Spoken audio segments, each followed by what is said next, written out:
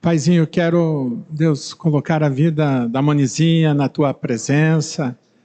Pai, peço da Tua graça, uma unção, Pai, Espírito Santo, sobre a sua vida, seja derramado sobre a vida dela, para que essa unção seja derramada para a vida da igreja, em nome de Jesus. Peço, Pai, a manifestação, Pai, da Tua graça, de revelação, da unção, Pai, e sabedoria a ela, Senhor. Deus, que seja um tempo, Pai, que essa palavra ministrada toque os corações da igreja e manifeste vida a todos nós, em nome de Jesus. Amém. Amém. Boa noite, igreja. Shalom, graça e paz. Amém. Glória a Deus. Deus é um Deus de oportunidades. Amém, queridos? Não só oportunidades de vir pregar, que dá uns quantos frios na barriga. As borboletas, elas aparecem do nada. Mas eu quero dizer da oportunidade que o Senhor tem para cada um de nós, nos tempos das estações das nossas vidas. E por isso que nós temos que aproveitar as oportunidades que o Senhor dá para as nossas vidas. Porque em todo tempo Ele quer fazer algo novo. Todo tempo Ele quer ministrar as nossas vidas. E nós não podemos perder essas oportunidades do Senhor. Então, o que eu quero compartilhar nessa noite é o tempo que eu entendi que essa palavra era um momento de ser compartilhada para fora. O Senhor tem falado comigo desde setembro do ano passado sobre processos. E eu fui lendo algumas coisas sobre isso e nasceu no meu coração aquele desejo de compartilhar lá com o pessoal da célula. E eu pensei, uau, vai ser muito legal fazer algo ali com o pessoal da célula. E eu me animei, e assim como eu me animei, veio um sentimento para o meu coração, e o Senhor dizendo para mim, não é para compartilhar essa palavra. E eu fiquei pensando, mas uma palavra tão boa, tão significativa, por que, Senhor? E veio e reforçou aquele sentimento no meu coração. Não é tempo de compartilhar a palavra. Falei, bom, então talvez a palavra seja para mim, exclusivamente para mim. E no decorrer dos dias eu entendi que essa palavra, primeiro, ela era para mim mesmo. E eu precisava amadurecer ela em mim, para depois ela ficar boa para compartilhar. E é isso que eu e você precisamos entender, que muitas vezes Deus começa processos nas nossas vidas e Ele quer nos levar para um lugar e que esse processo da nossa vida vai atingir a outros.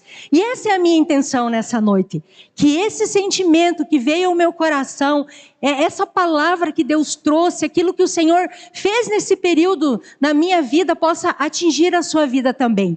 Amém, queridos? Você crê que nessa noite o Senhor pode tocar a sua vida? Você crê? Então diz aí para o seu irmão da direita, da esquerda, para o seu irmão de trás, da frente, diz, o Senhor vai tocar na sua vida nessa noite. Amém, queridos? Amém. Então vamos lá. Eu quero que você nessa noite tenha um despertar de uma consciência da parte do Senhor, que enquanto nós andamos com Ele, até Ele nos buscar para a eternidade, nós vamos andar nessa terra e todos os dias nós vamos ser desafiados a passar por processos dele na nossa vida. Enquanto nós estivermos respirando e o nosso coração estiver disposto, nós vamos estar passando por processos da parte do Senhor. E aqueles que se dispuserem, aqueles que desejarem passar por esses processos, vão receber as recompensas. É isso que a palavra de Deus diz. Aqueles que se movem, aqueles que desejam, aqueles que buscam, aqueles que têm um coração desejoso, o Senhor vai fazer. E é nessa noite eu quero mexer com você. Eu quero despertar você para deixar o Senhor fazer aquilo que Ele deseja.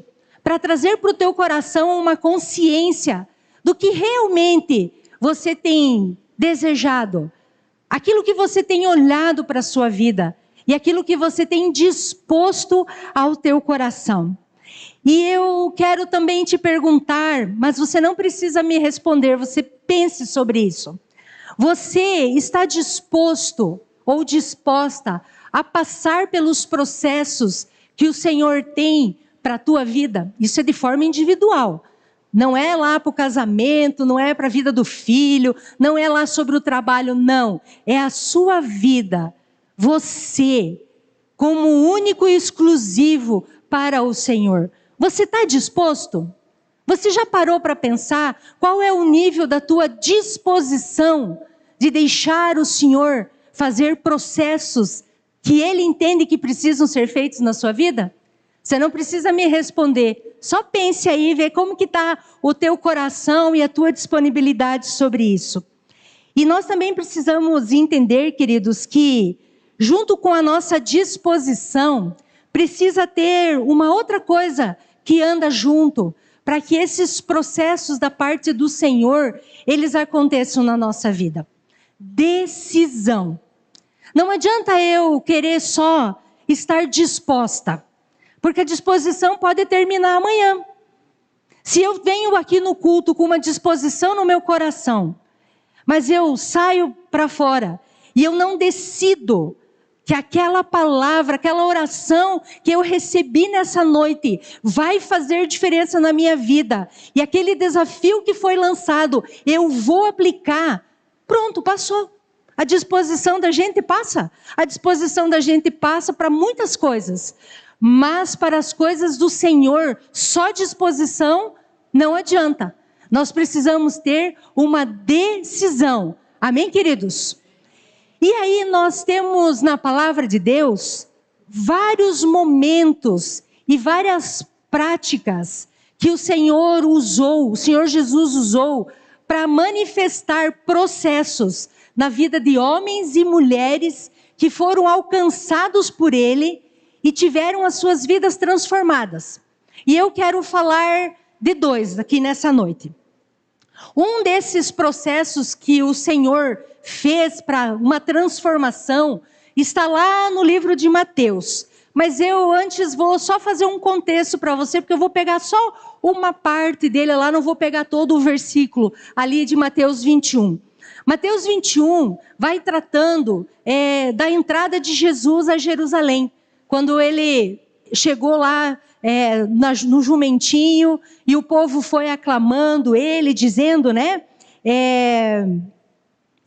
Bendito vem aquele que bendito vem, eu anotei e esqueci. Bendito o que vem em nome do Senhor. E assim ele foi aclamado. E depois Jesus, que entrou ali em Jerusalém, ele foi até o templo, porque ele precisava colocar ordem lá. E na medida que a gente vai lendo a palavra, a gente vai vendo como Jesus, ele nos ensina a ser uma pessoa de ordem, de colocar processos para organizar as coisas. E ele chegou lá no templo e fez uma organização naquele lugar que tinha virado um comércio, tinha virado um lugar que tinha perdido o propósito que foi criado aquele lugar. E muitas vezes nós declaramos, né? Esse lugar é determinado para lugar de oração. E foi isso que Jesus foi fazer lá. Trazer a verdadeira essência daquele lugar, fazendo um processo de tirar tudo aquilo que era contrário à vontade de Deus. E assim Jesus deve ter se cansado naquele dia e ele decidiu ir dormir em outro lugar. Ele foi para Betânia passar a noite. E a passagem que uma das passagens que eu quero falar para vocês nessa noite, relata o que aconteceu na volta, na manhã seguinte, quando Jesus, depois do seu descanso, voltou a Jerusalém, porque ele tinha muitos processos ainda para fazer naquele lugar. Se a gente vai lendo ali o livro de Mateus, a partir ali do capítulo 21, a gente vai entendendo como Jesus foi colocando ordem e foi fazendo processos para isso acontecer. E lá em Mateus 21, do 18 ao 19, mostra um processo muito radical do Senhor. ele colocou ali então, vamos lá. E de manhã, voltando para a cidade, Jesus teve fome. E avistando uma figueira perto do caminho, dirigiu-se a ela e não achou nela senão folhas. E disse-lhe: nunca mais nasça fruto de ti. A figueira secou imediatamente. Nós vamos pensar que eu vou falar que você vai secar e Jesus vai levar você dessa terra. Não, fique tranquilos, queridos. É o Senhor que tem o tempo determinado.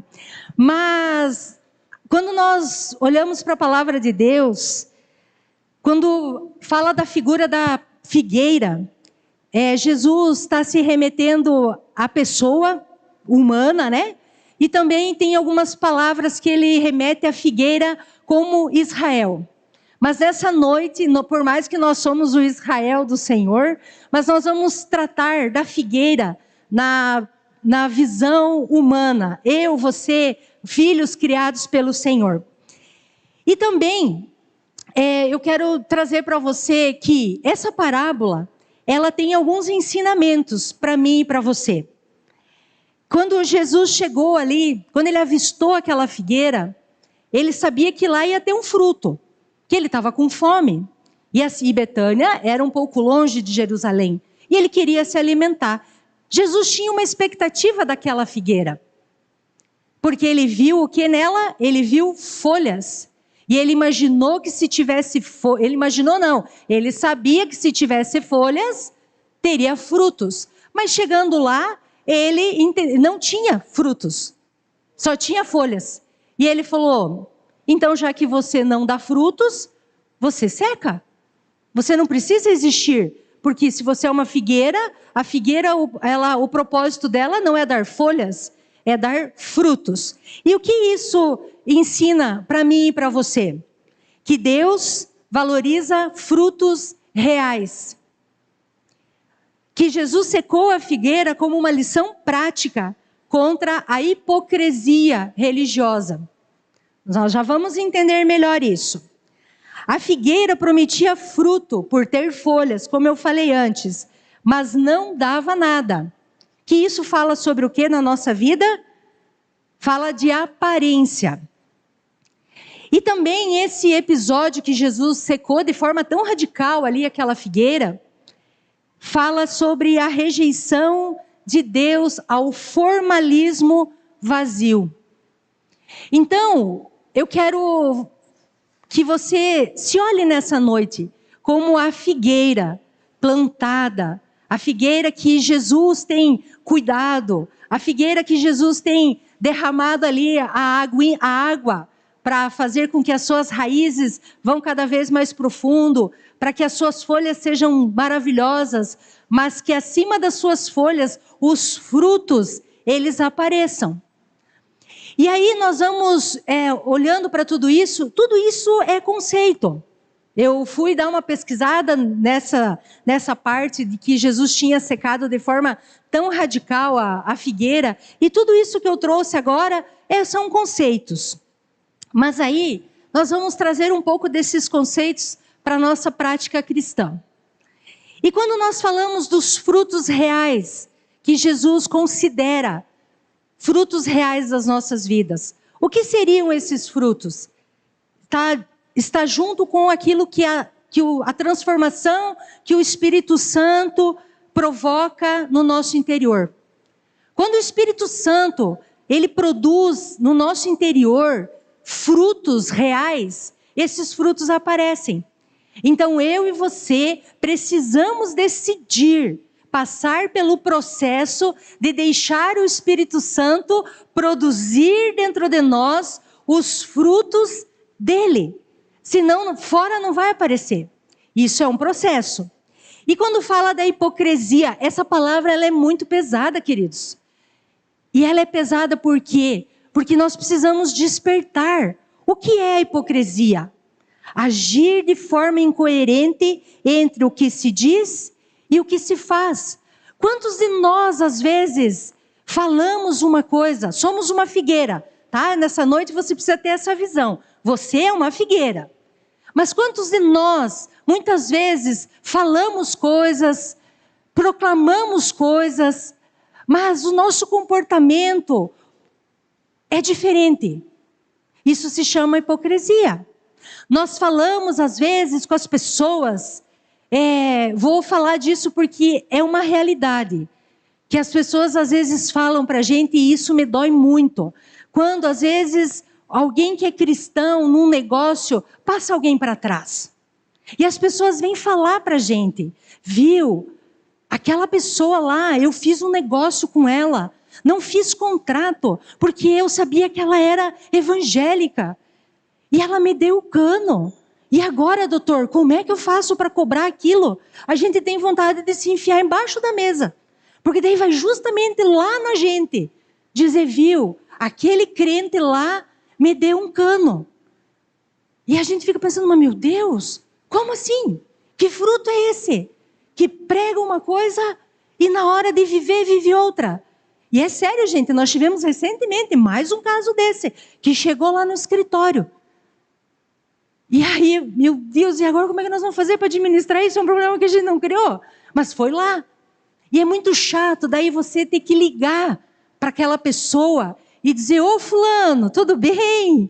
Aqui é o doutor Yuri. E aí a pessoa diz, mas o doutor Yuri é crente.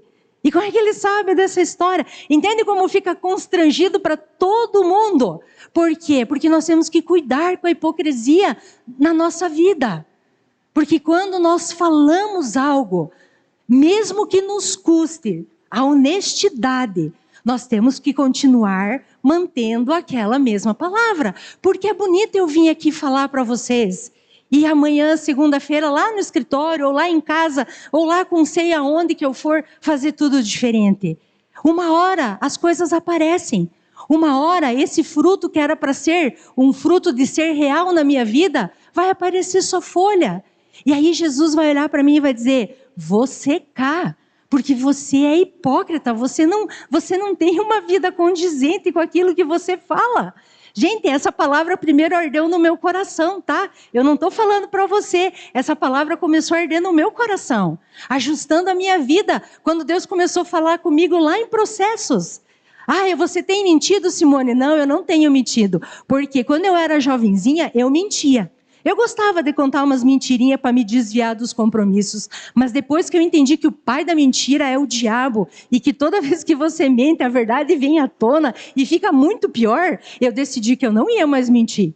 Que às vezes eu passo pela situação, passo pela vergonha, e eu digo, mas é verdade. Porque eu ensinei isso em casa também. Nós ensinamos a Rafa, que era melhor ela ter a consequência por falar a verdade, que era menos dolorida do que a consequência quando a mentira viesse, que seria mais dolorido. Então eu e você precisamos entender esse processo da parte do Senhor também. E fala sobre a aparência.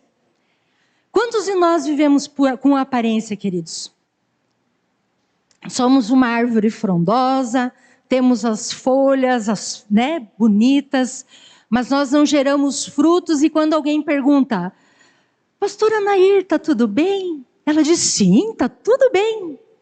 Está tudo bem. E aí, como anda a vida? Com o Edson, está tudo bem. Nossa, a gente toma chimarrão todo dia junto. Mas, na verdade, não é bem isso. Na verdade, é só uma aparência. É só para cumprir aquele ritual, para o Edson não vir se queixar com o pastor Valdir, que a pastora Nair não está dando bola para ele em casa, que em casa ela é rixosa, que em casa ela não valoriza o relacionamento, o casamento, de que ela é murmurenta dentro de casa, que ela gasta mais do que deveria gastar, que ela não se sujeita a um não dele. E aí ela vive assim. Mas quando você pergunta e quando você vê na igreja, eles andam de mãozinha dada. E quer ser pastora ainda. É que eu peguei a pastora Nair, porque daí eu sei que eu não ia atingir ninguém, né? Ai, gente, olha, não é fácil. Tem umas coisas que a gente ouve, queridos, e é uma verdade. Nós temos que sair desse lugar. Nós temos que sair desse lugar de a gente se disfarçar. Nós precisamos ser verdadeiros. Nós precisamos fazer aquilo que Jesus está nos propondo a fazer.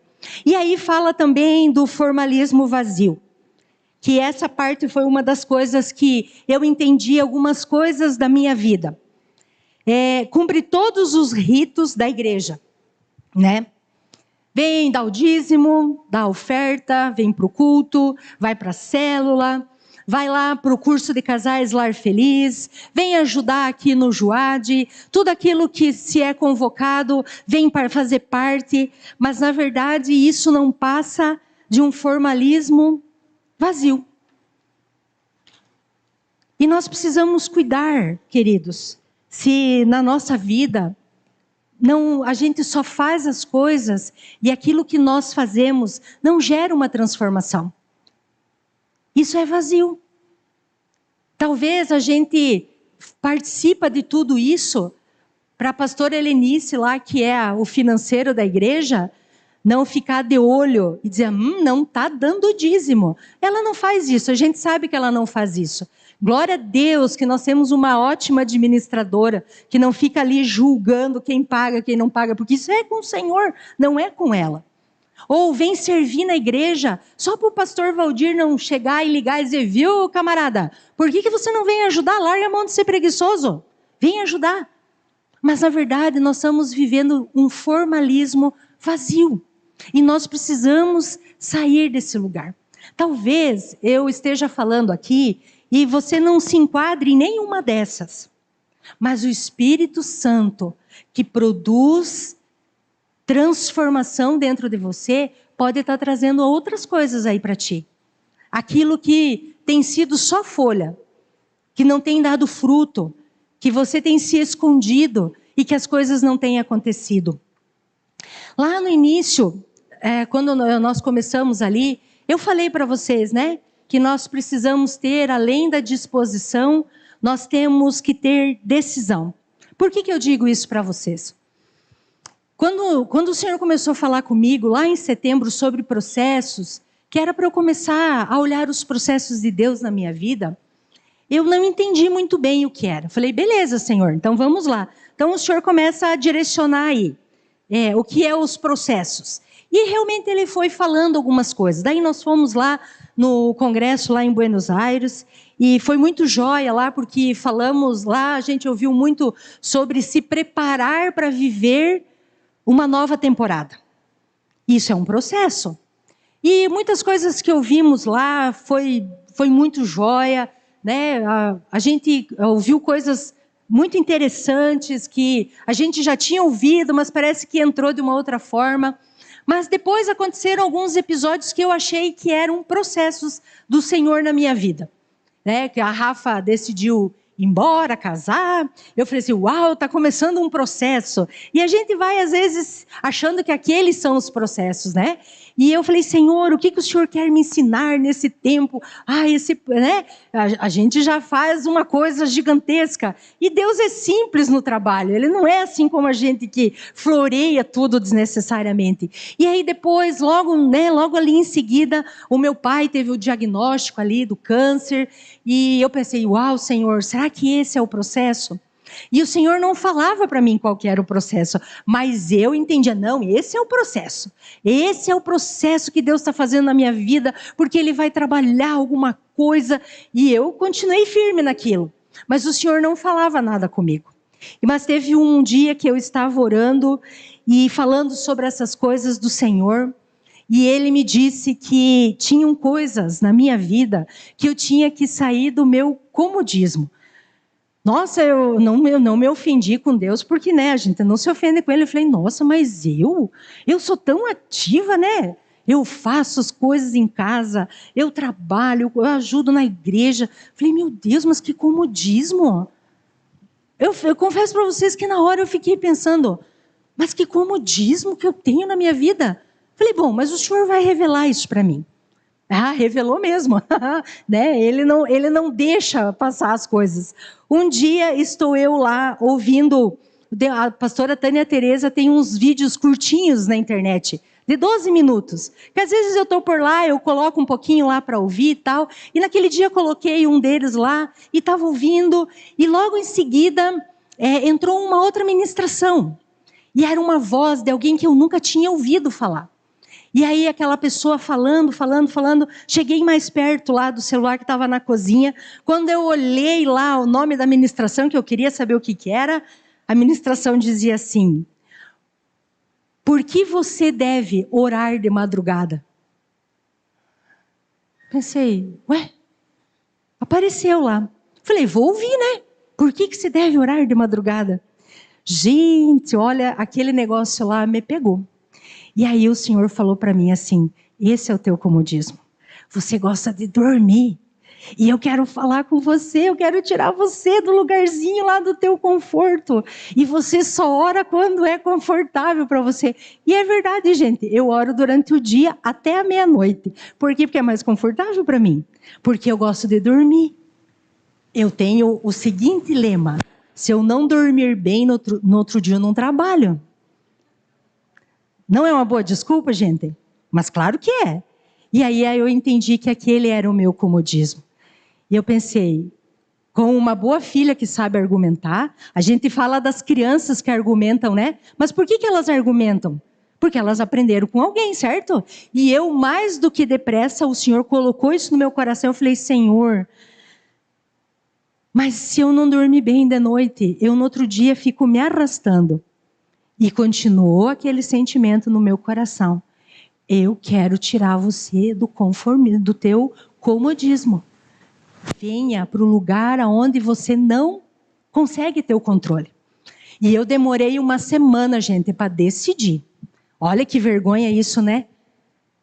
E aí teve um dia que eu falei, tá bom, Senhor, eu vou orar de madrugada. Falei, não sei como que vai ser no dia seguinte, mas eu vou orar.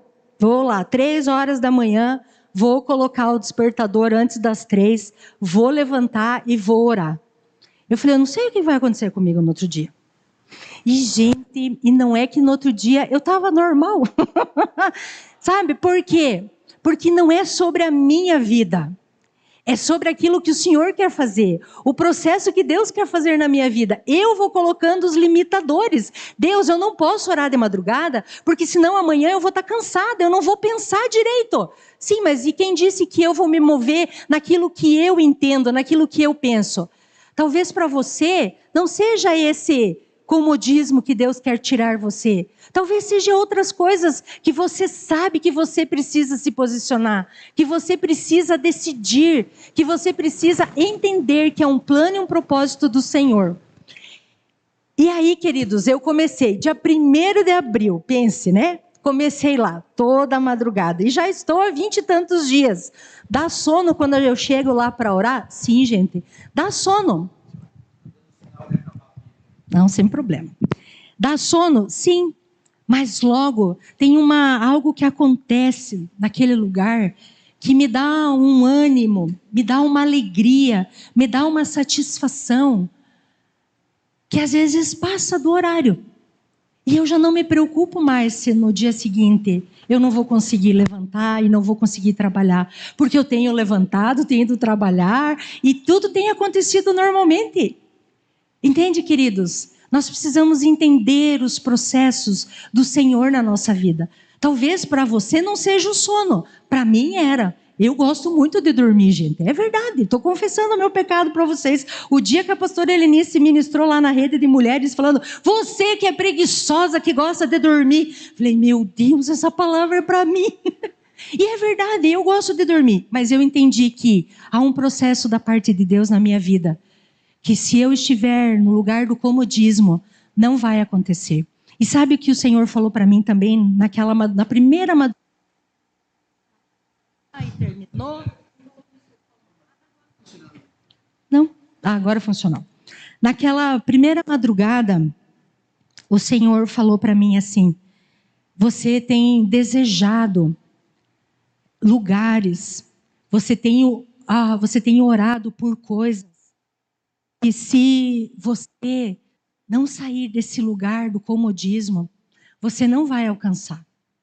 Você não vai encontrar aquilo que você precisa. Você não vai encontrar a direção. Você não vai encontrar o fortalecimento. Você não vai encontrar aquilo que você precisa para aquilo que você tem orado. E quase que eu perguntei para ele, mas Deus, mas tem que ser de madrugada? Sim, tem que ser de madrugada. Por quê? Porque ia me tirar do comodismo. Então, durante o dia, para mim era muito...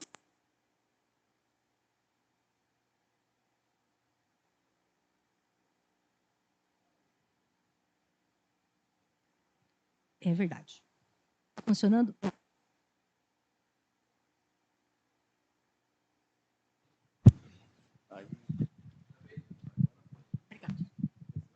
Amém, obrigado. Então, queridos, o que eu quero dizer para você? Jesus, ele não se move na minha vontade. Ele não se move naquilo que eu quero. Jesus, eu oro até a meia-noite. Eu gosto de orar, fazer devocional naquele horário que eu estou mais disposta.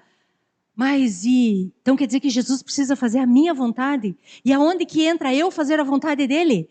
Sair da minha zona de conforto. Então, para mim, queridos, é sair da minha zona de conforto.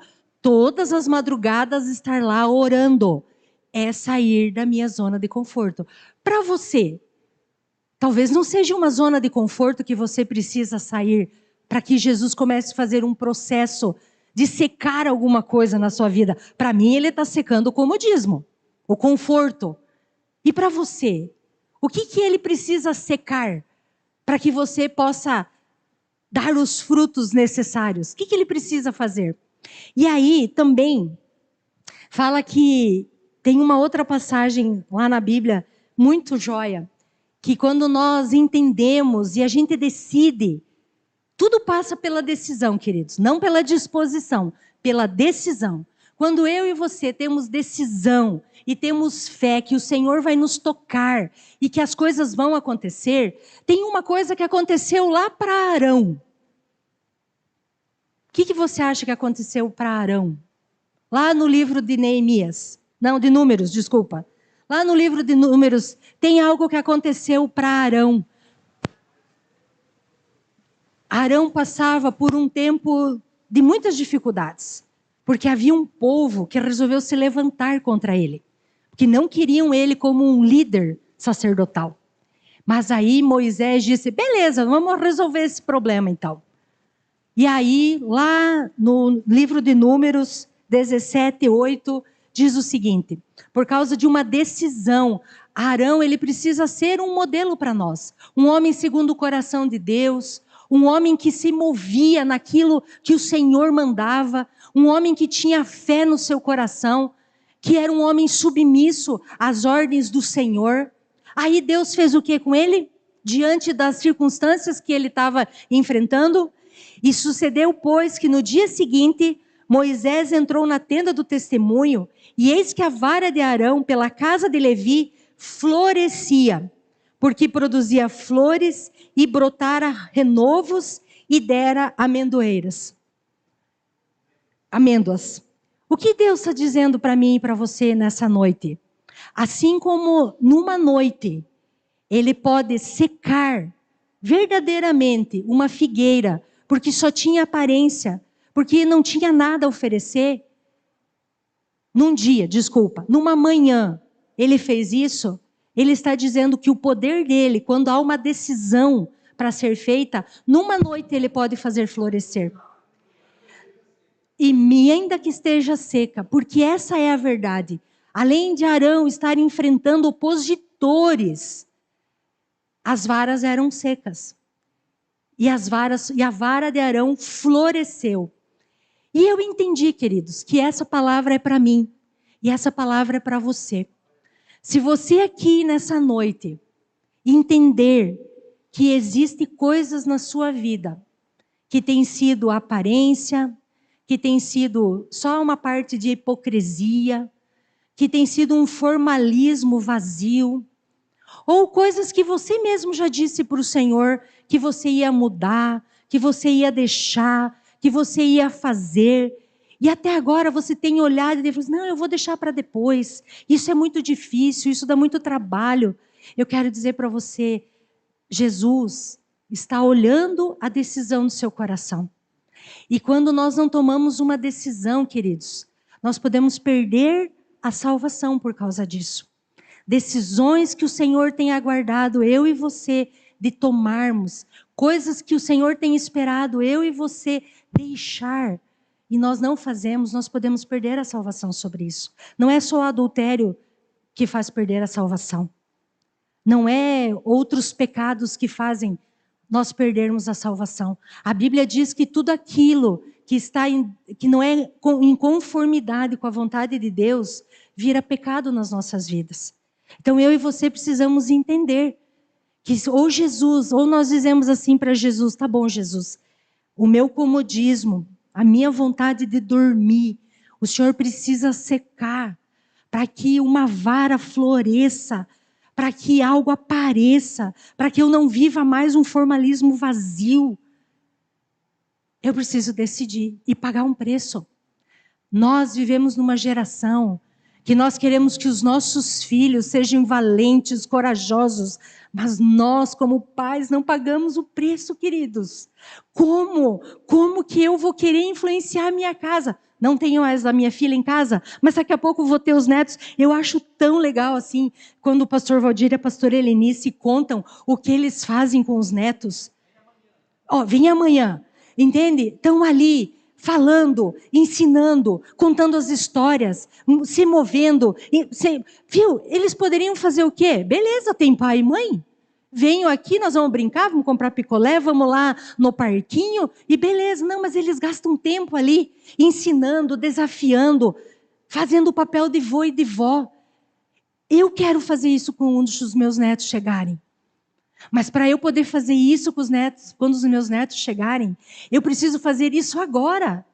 Porque como que eu vou incentivar alguém a fazer uma coisa que eu não tenho coragem de fazer?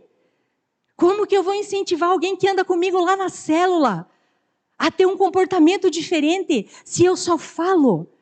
Mas na minha prática, quando ninguém está me vendo, eu faço diferente. É muito fácil eu dizer lá para o pessoal da célula, vamos orar, vamos ler a Bíblia, vamos fazer o devocional. Mas só que daí depois que todo mundo sai lá de casa, eu posso me fechar lá no escritorinho de casa, mesmo quando o Yuri não vê, e posso ficar mexendo no celular. Posso ficar fazendo outra coisa e posso subir depois de uma hora. Mas os olhos do Senhor, a Bíblia diz, estão por toda a terra. E são dias, querido, que nós não podemos mais viver as nossas vontades.